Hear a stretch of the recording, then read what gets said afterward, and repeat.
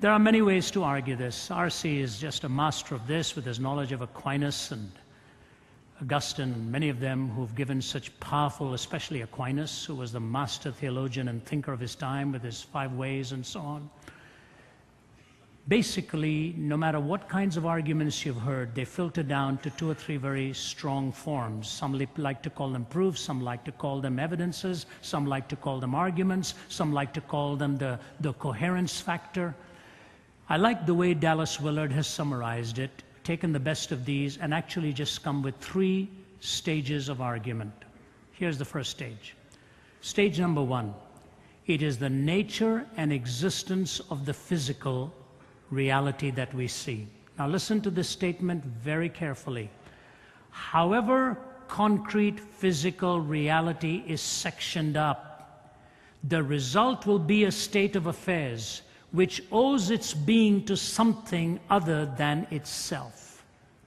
No matter how you section down physical concrete reality, no matter how small you break it down, no matter what you do with it, you end up with the state of affairs that that physical quantity owes its being to something else and is not self-existent. It is not self-explanatory.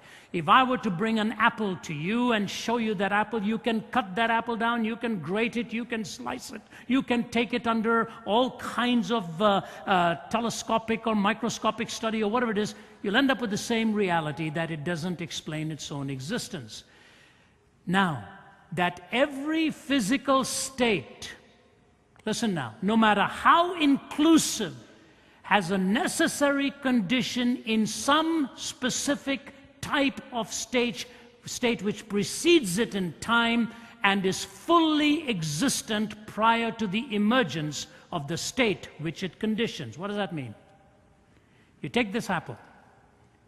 You know the apple didn't bring itself into being.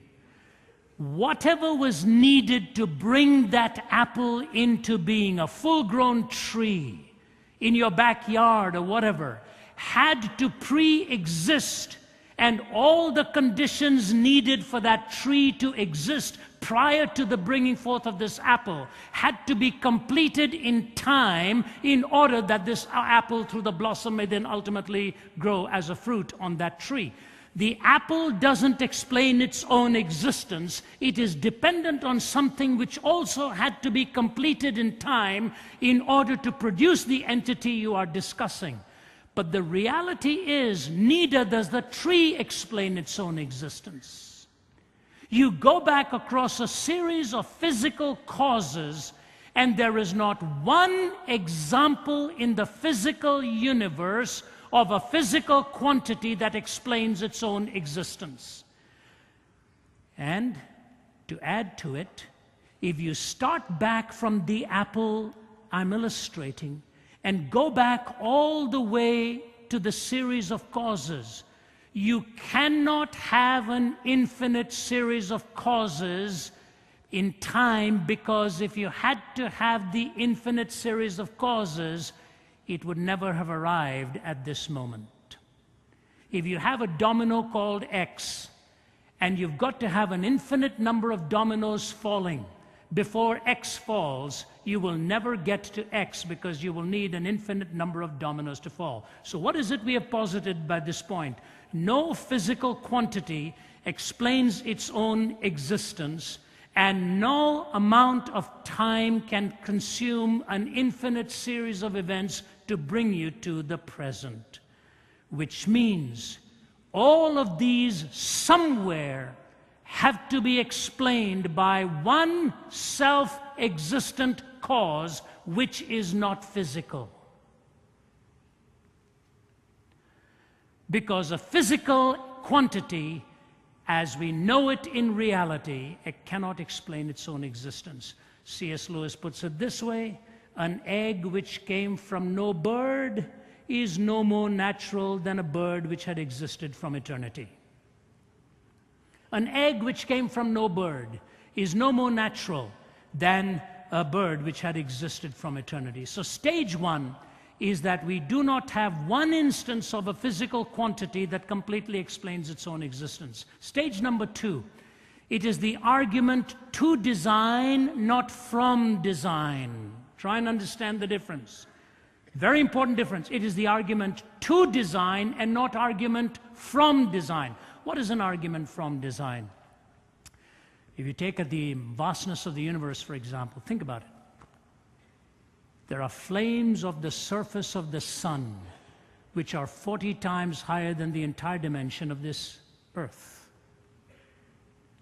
Massive, massive flames. I remember teaming up with an astrophysicist in South Africa, and he was showing a slide at the University of Witwatersrand in Johannesburg, where we were lecturing together. And he said, if you look at that picture there, David Bloch said, there's 100 billion stars on that screen. He said, if you started counting them now and counted 1 star per second, you'd have to be here for 2,500 years. Just the vastness of it. I remember doing a course in quantum theory under the famed quantum physicist, John Polkinghorne, president of Queen's College, Cambridge, was a latecomer to Christ. Polkinghorne once talked about all of the contingencies in the early picoseconds of the universe. You know what a picosecond is? A picosecond is that amount of time which elapses when it takes something traveling at the speed of light to cross the strand of a single breath of hair. That's a picosecond, which means almost abstract. Think about it. In the early picoseconds of the universe, he talked about the early contingencies. Here's what Polkinghorne said to us. He said, you know, take the expansion-contraction ratio. It had to be so exact, margin of error so small. He said it would be like taking aim at a 1 square-inch object at the other end of the known universe, 20 billion light years away, and hitting it bullseye. That's just one contingency. And then in typical British understatement, he turned to us and said, you know, gentlemen, there's no free lunch. Somebody had to pay. That's an argument from design. What do we mean by an argument to design? The argument to design, and I want you to understand me very carefully now, evolution is not an explanation for ultimate origins. It is not an explanation for ultimate origins. Evolution doesn't explain the Big Bang. Did the Big Bang evolve?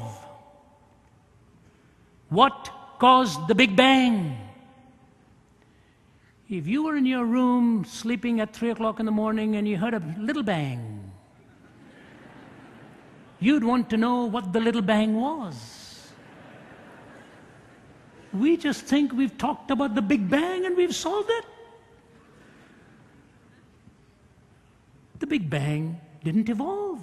I remember talking to a group of scientists at University of Florida. They're having dinner together. I'm not very comfortable with scientists. If you're one of them, forgive me. I know philosophers can be boring too. I remember Lee Strobel telling me he blames me for his son going into philosophy. And he looked at his son one day and he said, do you know what the difference is between a philosopher and a large pizza? And his son said, is this a trick question? He said, do you know the difference, son? He said, what? He said, do you know the difference between a philosopher and a large pizza? He said, tell me, Dad. And Lee said to him, a large pizza can feed a family of 4.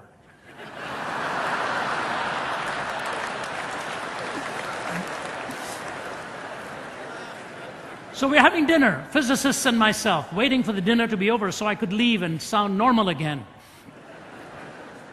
And I said to them, all right, you boys are naturalists. You take exception to the metaphysicians. You're naturalists. I said, what is the Big Bang?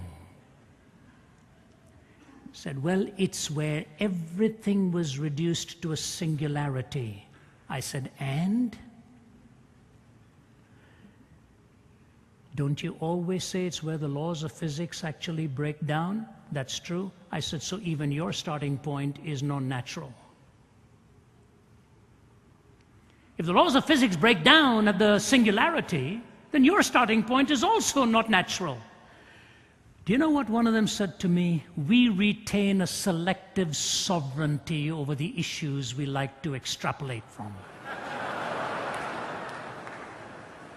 Now, I'm not knocking science. I'm just telling you this. Not all order has evolved.